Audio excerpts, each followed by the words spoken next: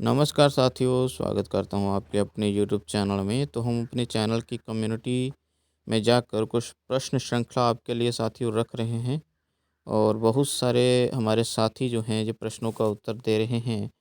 तो आज दूसरी वीडियो बना रहे हैं हम इस प्रश्न श्रृंखला के ऊपर कि आपने किस तरह से उत्तर दिए, सही दिए, गलत दिए, वो सब हम आपको बताएंगे। तो प्रश्न था, तोड़ दो या क्षितिज, जहाँ पर लिख दिया क्षितिज आना था। ठीक है, क्षितिज होता है जहाँ पर बादल और धरती एक समान मिलते हुए दिखाई देते हैं।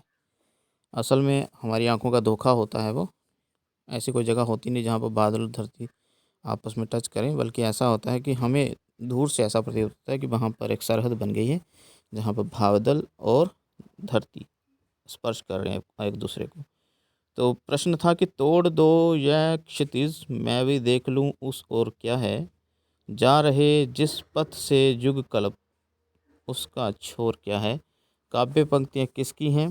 तो विकल्प था महादेव वर्मा, पंत, निराला, प्रसाद। तो बहुत सारे लोग जो हैं वो पंत के साथ गए हैं, तो साथियों उत्तर जो है बहुत सारे लोग गलत दे गए। जहाँ पर आना था महादेवी वर्मा। 24% लोगों ने सही उत्तर दिया है साथियों, और वो लोग सही हैं जिन्होंने 24% में आए हैं जो लोग। ठीक है, पंत नहीं आएगा। और जो साथियों जो सांध्य गीत कविता संग्रह है, ठीक है, सांध्य गीत कविता संग्रह, उसमें दर्ज है एक कविता, फिर मेरे विकल प्राण। ठीक है, माफ़ करिएगा साथियों, कविता का नाम है फिर विकल है प्राण मेरे। ठीक है, फिर विकल है प्राण मेरे। और जो सांध्य गीत कविता संग्रह में दर्ज है ये कविता, और उसकी एक दो पंक्तियाँ आपके सामने रखी थी जो महादेव वर्मा की है। ठीक है, अगले प्रश्न पे चलते हैं। अगला प्रश्न था साथियों, छोड़ ध्रुवों की मृदु छाया, तोड़ प्रकृति से भी माया, बाले तेरे बाल जाल में कैसे उलझा दूं लोचन। तो 66% लोग जो कह रहे थे कि पंत की पंक्तियां हैं, बिल्कुल सही। ये प्रश्न आपका बिल्कुल सही है। और साथियों आपको यह भी बता देता हूँ कि यह पंत की कविता मोह, ठीक है, मोह कविता से एक पंक्तियां हैं। मोह कविता है शीर्षक इस पंक्तियों का। और उनका जो काव्य संग्रह है पल्लव, ठीक है, उसमें से ये पंक्तियाँ ली गई हैं। मतलब काव्य संग्रह है, पल्लव है, और उसमें दर्ज है कविता मोह। ठीक है साथियों, कन्फ्यूज़न क्लियर। और एक और बात कि जो मोह कविता, उनकी एक और काव्य संग्रह कृति जिसको तारापथ कहा जाता है, ठीक है, उसमें भी दर्ज है जी। ठीक है, ये उनकी मृत्यु पश्चात काव्य संग्रह प्रकाशित हुआ था 2004 के करीब, तारापथ, उसमें ये कविता दर्ज है, उसमें भी दर्ज है। ठीक है, अगला प्रश्न था साथियों कि तुमको पीड़ा में ढूंढा, तुमको ढूंढेगी पीड़ा, किसकी पंक्ति है? तो बहुत सारे लोग गए हैं महादेव वर्मा के विकल्प के साथ, बिल्कुल सही।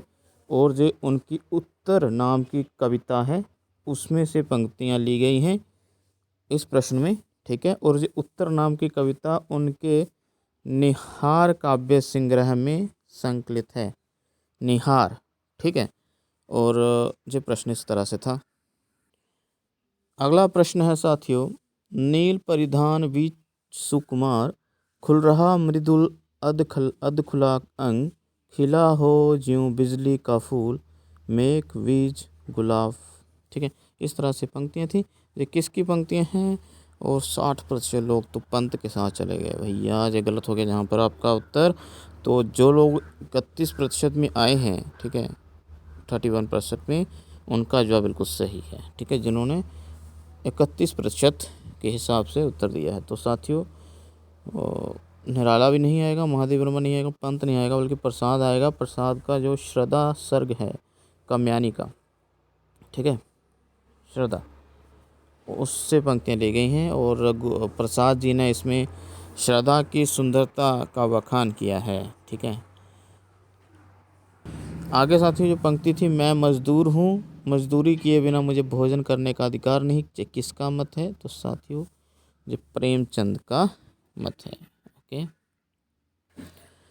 अगला प्रश्न था साथियों, निराला से बढ़कर स्वच्छंदतावादी, निराला से बढ़कर स्वच्छंदतावादी कवि हिंदी में नहीं है, ये किसका मत है? तो अधिकतर लोग गए हैं रामचंद्र शुक्ल के साथ 87% लोग, जो कि गलत है। और जिन्होंने हजारी प्रसाद द्विवेदी पर टिक किया है वो सही है। ठीक है, 13% लोग ही बिल्कुल सही जवाब दे पाए हैं, 15 लोगों ने जवाब दिया। तो आपको बता देते हैं कि हजारी प्रसाद द्विवेदी ने निराला के लिए जो शब्द कहे हैं कि निराला से बढ़कर स्वच्छंदतावादी कवि हिंदी में नहीं है। अगली पंक्तियाँ थी कि प्रसाद पढ़ाने योग्य है, निराला पढ़े जाने योग्य है और पंत जी से काव्य भाषा सीखने योग्य है। जो किसकी पंक्ति है? तो जी हाँ, ये सच्चिदानंद हीरानंद वात्स्यायन अज्ञेय जी की पंक्तियाँ हैं। 57% लोग जो हैं बिल्कुल सही गए हैं। आगे एक समास के संबंध में हमने प्रश्न डाला था, सतसई। सतसई शब्द का समास विग्रह क्या होगा? तो साथियों, सत से मतलब होता है सात। ठीक है, तो पहला जो दो भागों जो बोल सकते हैं, समास की परिभाषा क्या होती है ये समझाइए पहले। समास की जो परिभाषा होती है, दो या दो से अधिक शब्दों से मिलकर बना एक शब्द।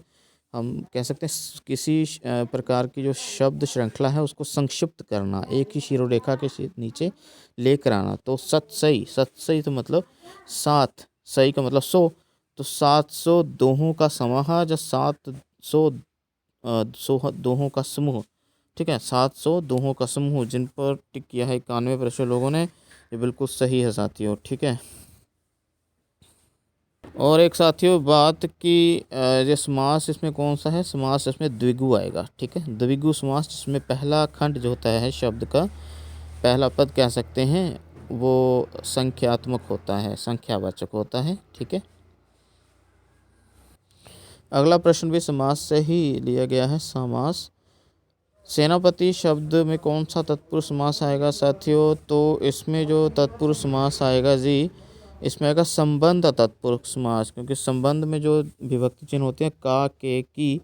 ठीक है, तो क्या बन जाता है? सेना का पति। जिन्होंने उत्तर सही दिया उनको मुबारकबाद भाई, और 59% लोग जो है सही जवाब दे रहे हैं। अगला प्रश्न था, कौरव नगरी, पशु का उदय, अश्वत्थामा का अर्ध सत्य, गंधारी का शाप, विजय एक क्रमिक आत्महत्या आदि अंक किस नाटक से हैं? बिल्कुल अंधा युग नाटक से हैं। 87% लोग जो सही गए हैं, मुबारकबाद भाई इनको।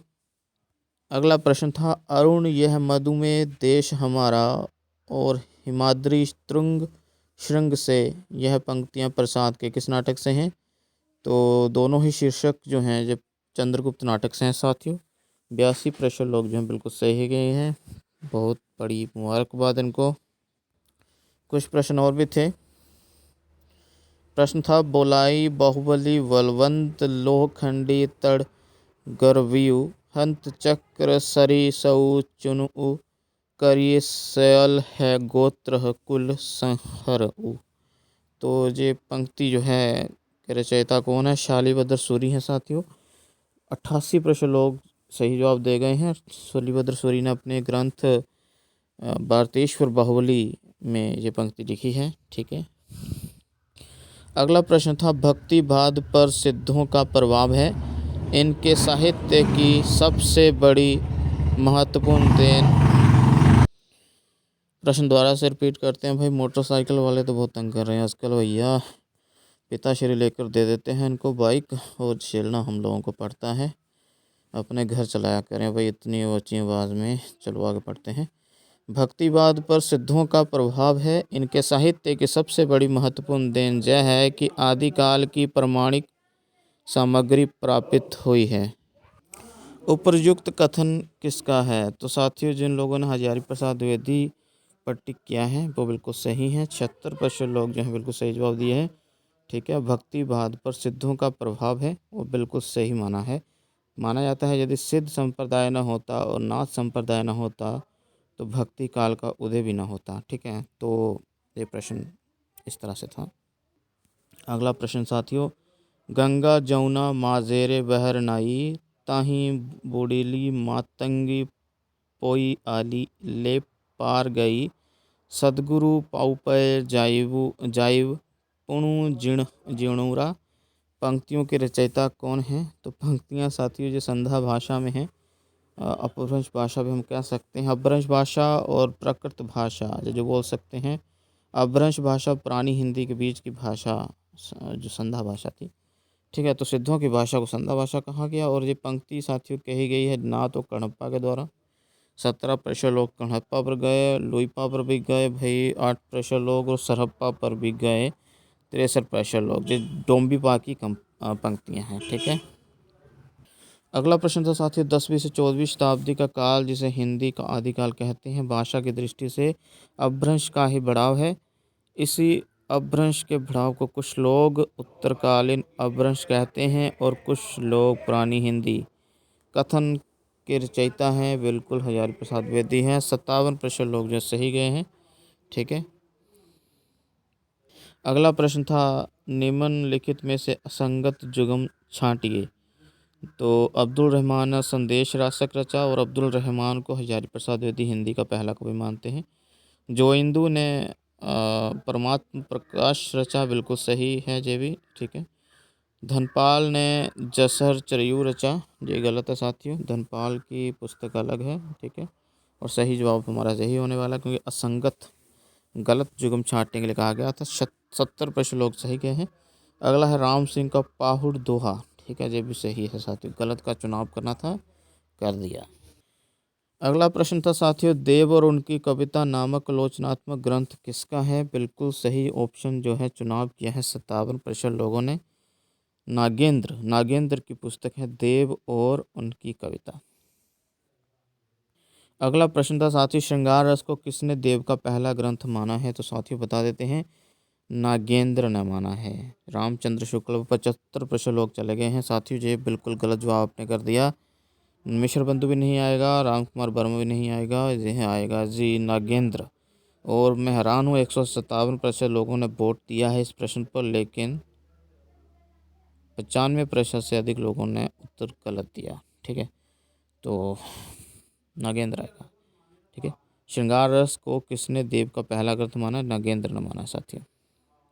एक प्रश्न और था साथियों औरंगजेब का पुत्र आजम शाह भवानी दत्त वैश्य एक और शख्स हैं, राजा हैं ये, कुशल सिंह, सेठ भोगीलाल, राजा उदौत सिंह आदि राजाओं के अधीन कौन से रीति काल के कवि आश्रित थे। बहुत सारे लोग चिंतामणि पर गए हैं, 60% लोग जो है चिंतामणि पर गए हैं।